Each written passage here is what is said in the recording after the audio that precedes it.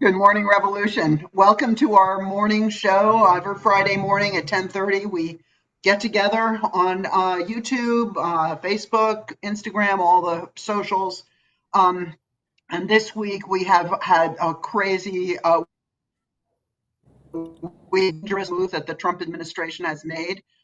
Have seemed to be this week. We have moves towards fascism. He seems to have read the book on fascism and going in step by step implementing it. So I'm welcoming today Rosanna, Ellen, and Eric, and we have Rosanna and Ellen are both located in Los Angeles and can give us some firsthand accounts of what's going on there. And well, we'll just start with we want to talk about what's happened in LA and then how can we fight back in the most effective way? What messages can we send out that would really counter the lies that are coming from the Trump administration? So I just want to start with Rosanna right now. Could you give us a little background about what? By the way, we had a wonderful meeting last night with club and district leaders, and we heard a lot from California folks about how this started. What was the where did this come from all of a sudden this weekend erupted? Um, Rosanna, could you give us an overview of how where this all started? Well, it didn't just start because there had been raids prior in small increments, but this one was really every single day. One or two locations were being raided, and people began to know where and when these raids were, and ran out to their community in the areas to try to stop the raids and stop the people from being taken. They went into the Home Depots, which is a warehouse, what is that, a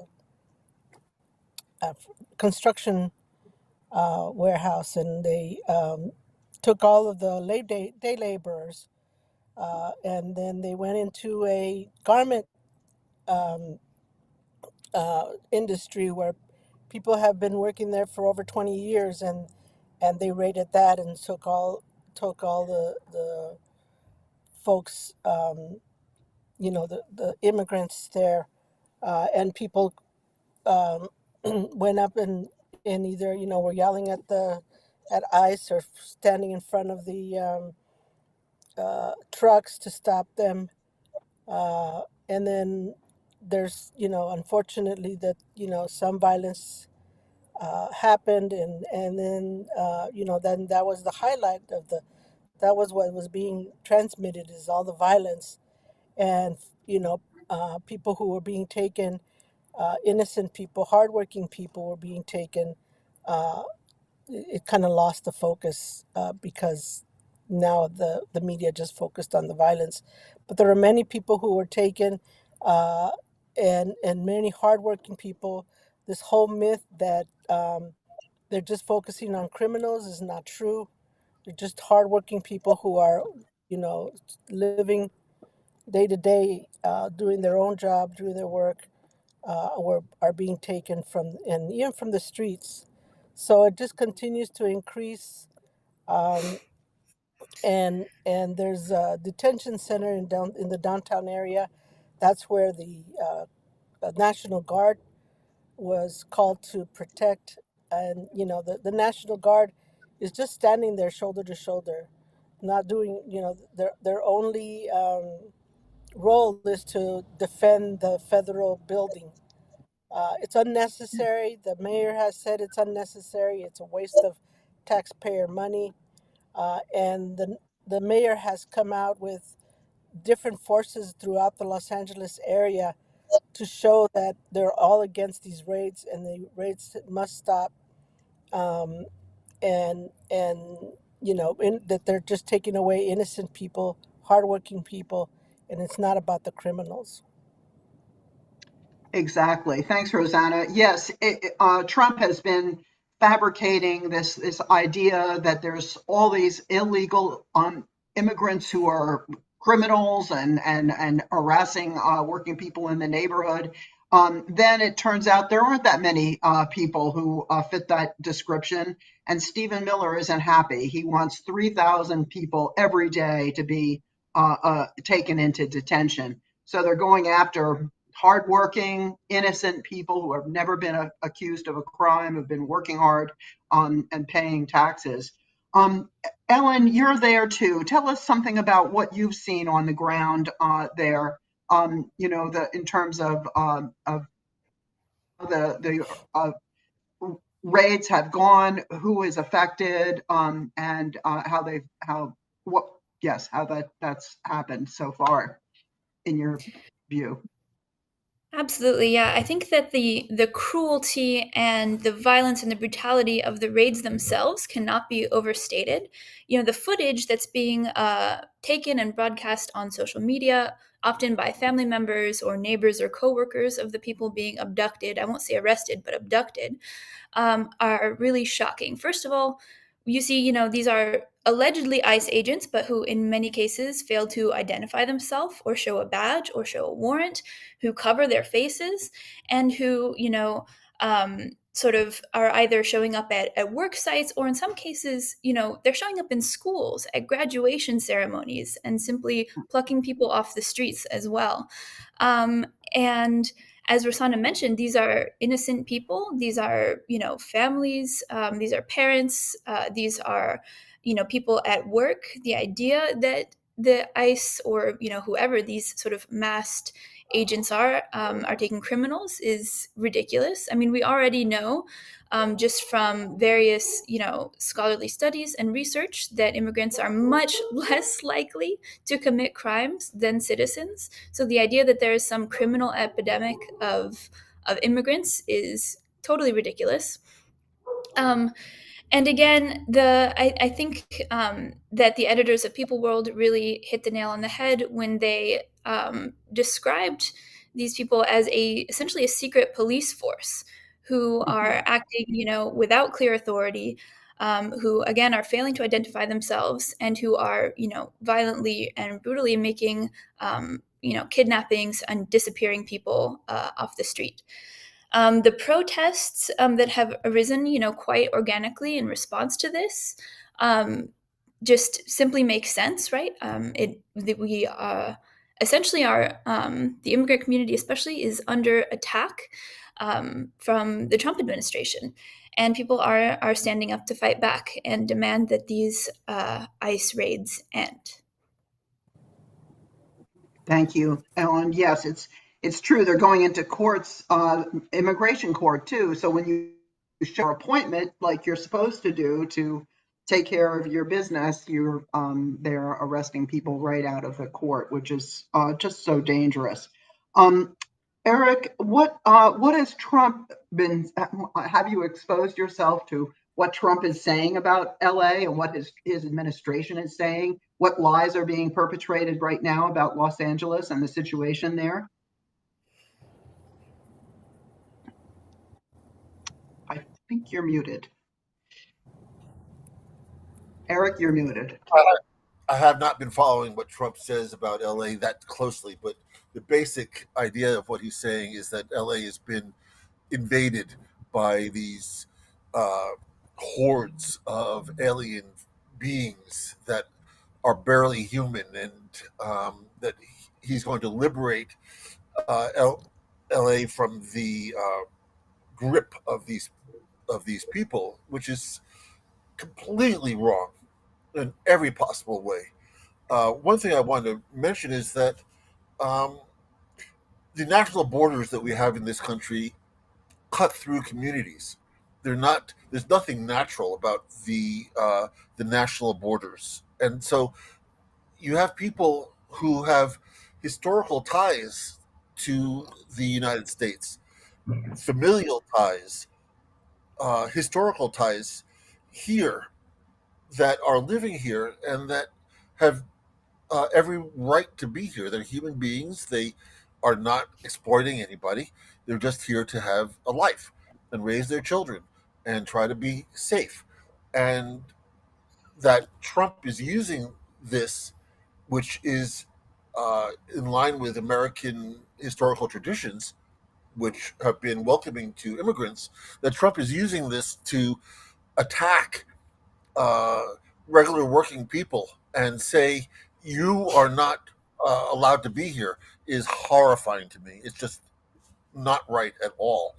I think that we need to really focus on how to welcome immigrants that are here and how to see them as working people and see the struggle for their needs as aligned with the struggle for all working people's needs, because we are one class. And I also want to mention just that part of what Trump is doing is not just limited to the immigrant community, but he's also attacking the African American community, and that these communities have to, I hope, will find common connections and common struggle against the attacks that they're weathering. Thanks. Exactly. Thank you, Eric. Yeah, there. One of the party leaders from Southern California, Richard, yesterday said, "Yeah, Southern California is being invaded. It's being invaded by Trump and his minions."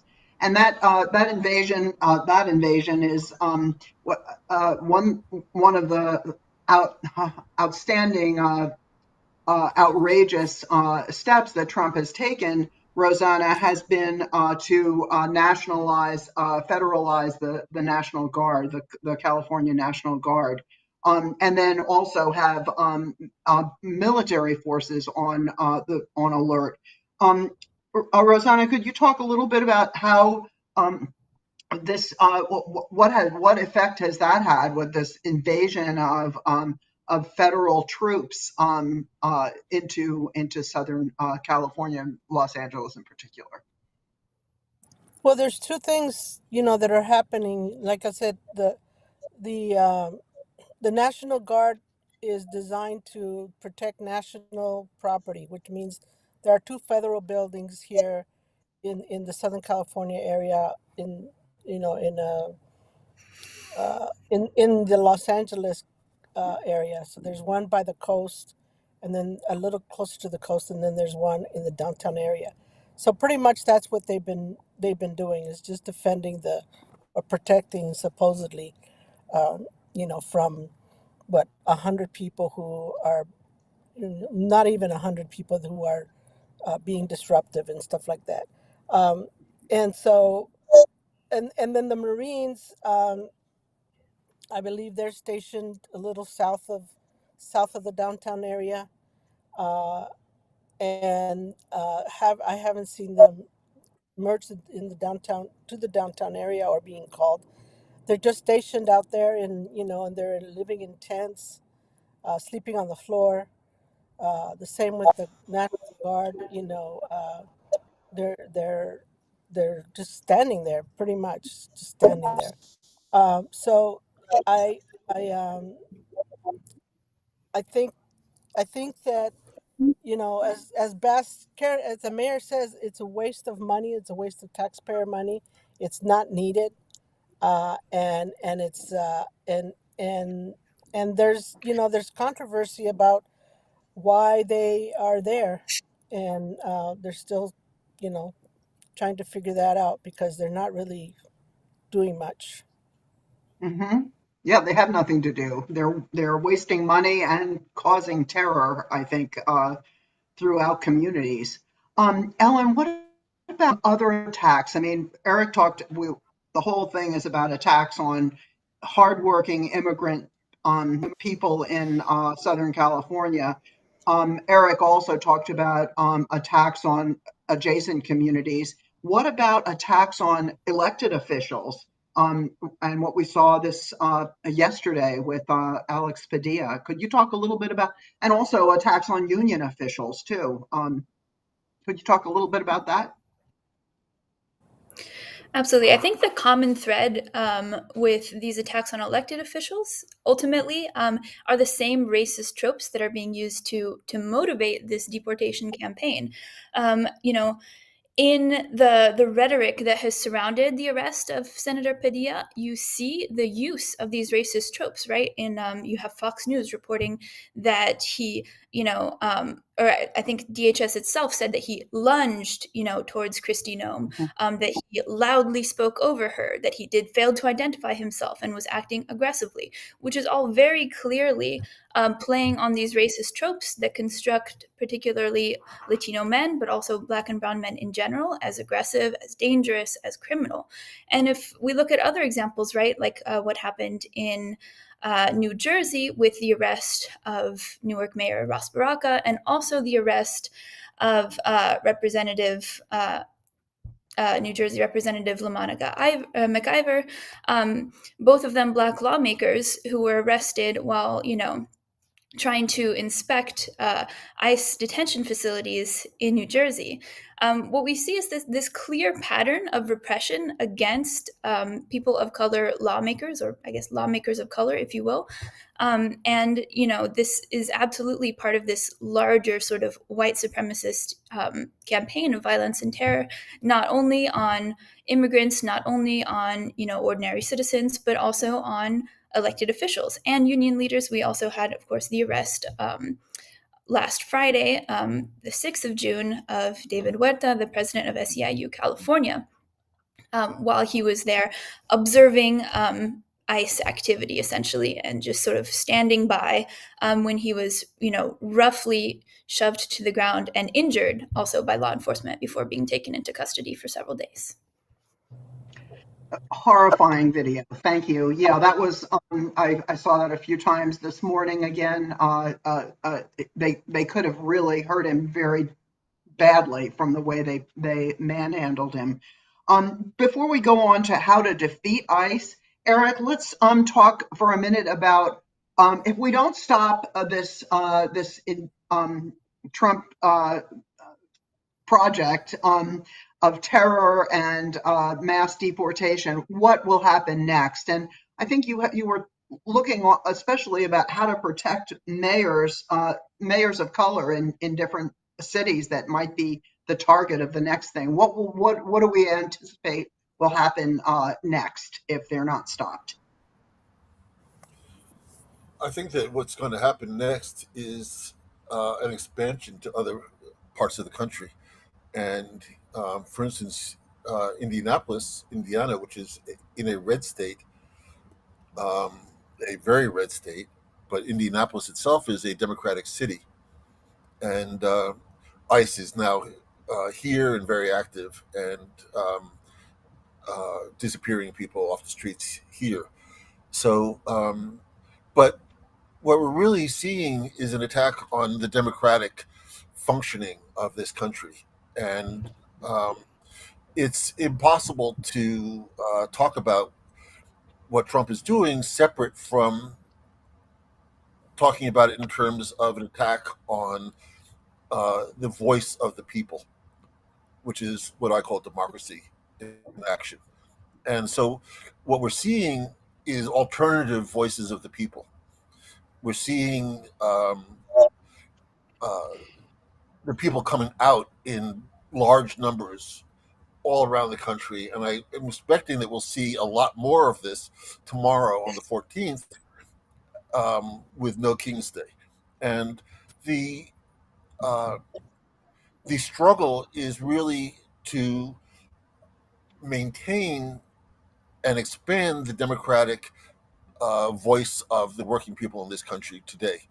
And that struggle predates Trump, but it's become very, it demands a very clear focus right now, because what we're seeing is people showing up in the street saying that they are against what Trump is doing, that this is not right, and that the administration is just ignoring them and oppressing them, and this cannot be allowed. And there's a lot of lessons to be learned from the civil rights movement as well, from the 1950s to the 1960s and early 1970s, where people fought and they won.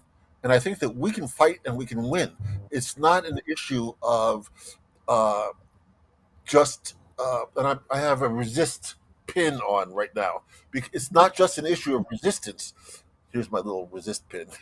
It's an issue of resistance to build something that is better. And I think that what we're talking about is how do we build the kind of coalitions? How do we build the methods to mobilize people and get them out in the street in an organized and collective way, so that they can be peaceful, but they can get out there, or we can get out there. We can be marching.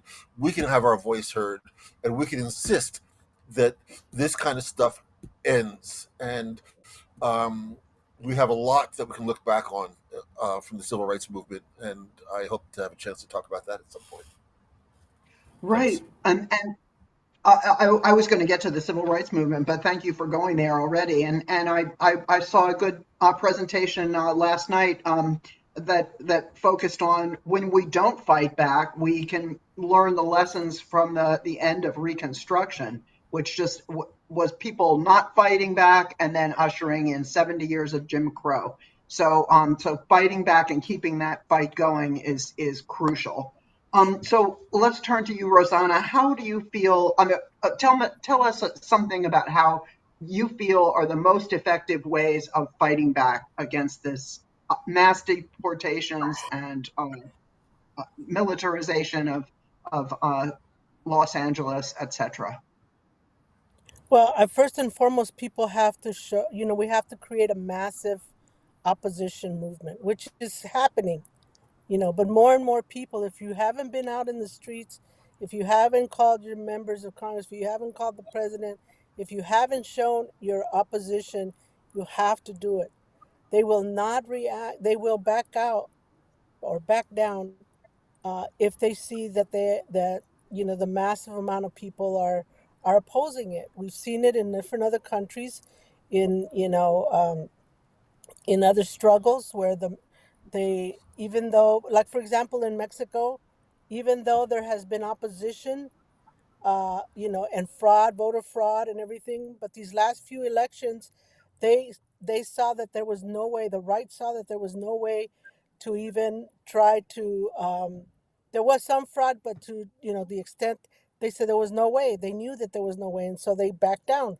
So I think that that mass opposition, in however way you can do it, is really key to really winning the fight back. So, let's get our family members, our coworkers. Nobody wants to see people being treated so unjustly. Everyone understands the role that immigrants have played in this country, and to see the children, even children are being taken, or their parents are taken and the kids are left there wherever they're being taken. That's what this kind of stories that will garnish more and more opposition to what's happening, and that will get people to go out into the streets and or to to show their opposition in whatever way possible. Those are the things that are really going to hit and resonate with working people. So that we've got to always try to focus on telling the stories of those who are being inflicted with this injustice. It's horrendous. And it's I mean it's I get really angry and emotional about this. Mhm. It's unspeakable violence on the whole community. Um, but we have a good opportunity today and tomorrow. I think it's mostly tomorrow. Columbus, Ohio, we have our No King's Day today because we have a pride parade going on tomorrow. But I think No King's Day this weekend is an opportunity that we have to really come out in force and show our opposition. Ellen, is there a No King's Day event that you're attending tomorrow in Los Angeles, and how is that going to go? Is there just one big event, or are there many events? I know Los Angeles is a very big area. What's happening tomorrow there? Yes, to my understanding, there are multiple No Kings marches and rallies that will be happening in Los Angeles, but the one that I'll be attending, both with my club here in LA, but also with my union, which is UAW 4811, will be attending the downtown one, which I believe will be the largest. The president of my union thinks that it might be as many as 250,000. I've heard other people say that same estimate. So we'll see what kind of numbers end up being there. But yes, I'm really excited for a very large turnout at that downtown rally. It will be interesting to see, right? Because sort of downtown LA has been, the stage of many of the protests. So this will be one more. Um, and I agree with Rosanna. This is a great opportunity to reach out to other people, and to people who maybe are not activated yet, who are not part of groups, but your friends and family, and to encourage them to show up for this, because I think people really are, they're seeing videos on social media of what ICE is doing, or what law enforcement is doing more generally. They're seeing the news stories about Trump's, absolute misuse of power and fascistic takeover, sending in the military to California, and they're concerned. They're concerned for the immigrant community. They're concerned for the state of democracy, and I think searching in many cases for something to do. So this is a great opportunity to get people to participate and to show up. Mhm. Thanks, Ellen. Yeah, the No Kings movement. It has 1,900 events happening tomorrow across the nation. So it's really, people are jumping in. I know National Action Network, American Federation of Teachers, Black Lives Matter. A lot of organizations have jumped on to that, to join in that No Kings movement. So I think, and all of our party will be out there. I'm absolutely sure. Um, Eric, does this to get back to that lessons from the civil rights movement? Do you see a parallel with the Snow Kings rallies across the country, and what how the civil rights movement actually did defeat Jim Crow back in the '60s? So it's historically very interesting because it's some of the same players in different garb. So the struggle in the 1950s and 60s was against the racist uh, folks that were trying at that time to continue Jim Crow. And that was very similar to what Trump is doing in the sense that it totally attacked the dignity of black people in particular, um, and black people being working people, it attacks the dignity of working people. And one of the things that happened was that the community using its own resources, meaning out of the labor movement, out of the church movement in particular, organized and with community support as well, community organizations, mobilized masses numbers of people to march, to demand, and to support specific legislation as well. And I think that what we're seeing today is the beginning of that. It's a uh, effort to organize tomorrow in particular is an effort to organize millions of people to say we will not stand for what is going on. We will not stand for this inhumanity. And I think that that is following up in the footsteps of the civil rights movement and the type of action. I just want to mention one last thing, which is that I think it's really important that we uh,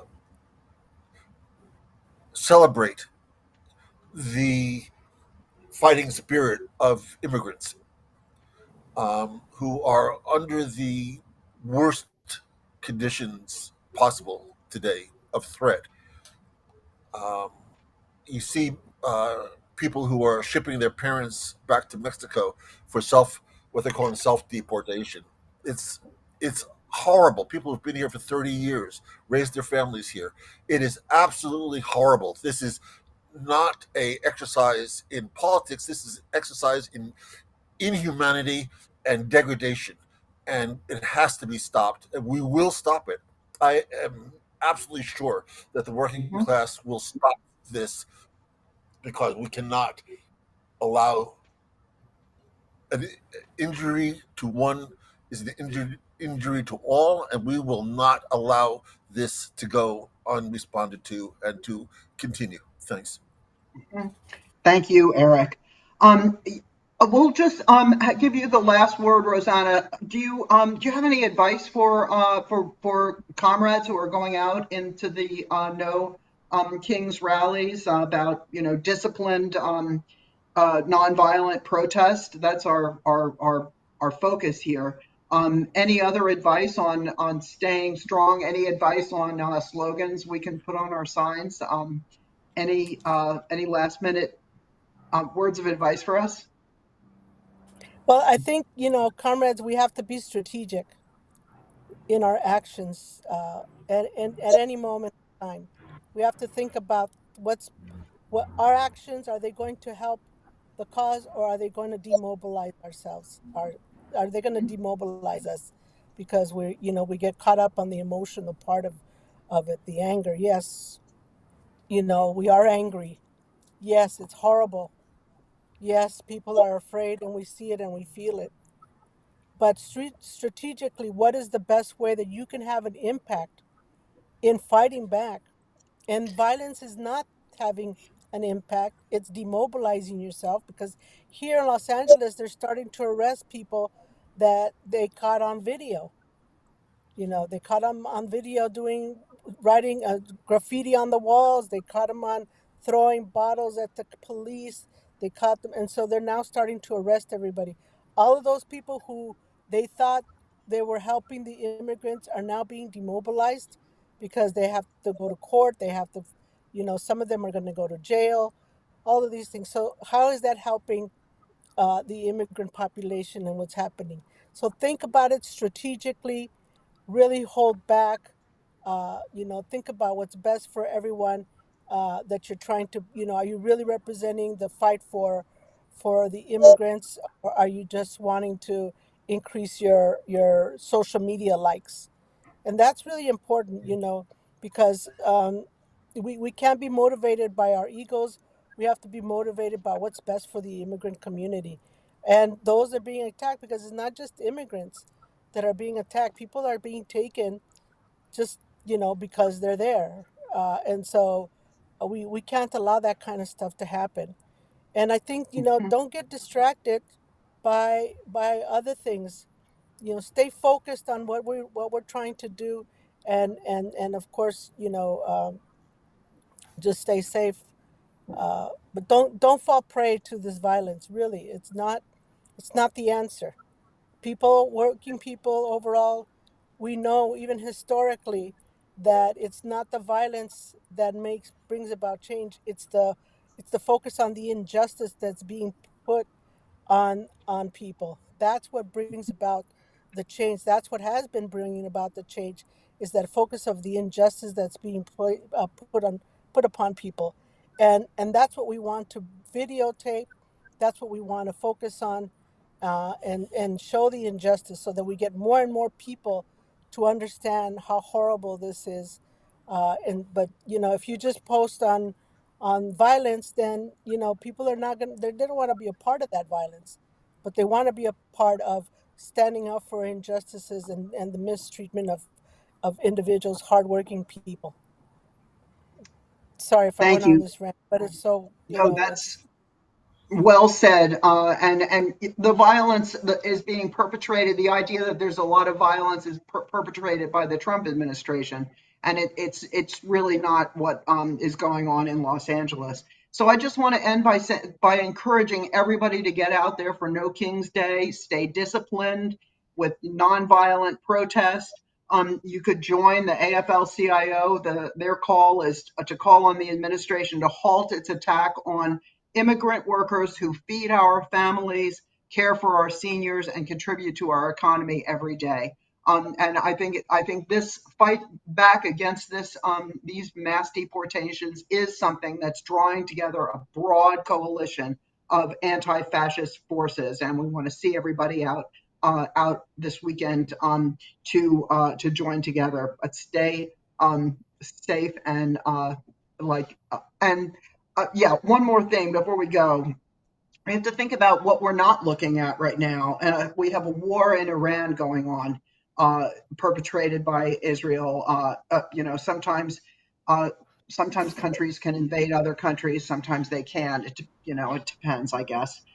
So that is something we are looking at, and also this big a devastating bill that will take healthcare away from 16 million people. I mean, there's just lots of things that we've got to keep focusing on, and we've got to get together and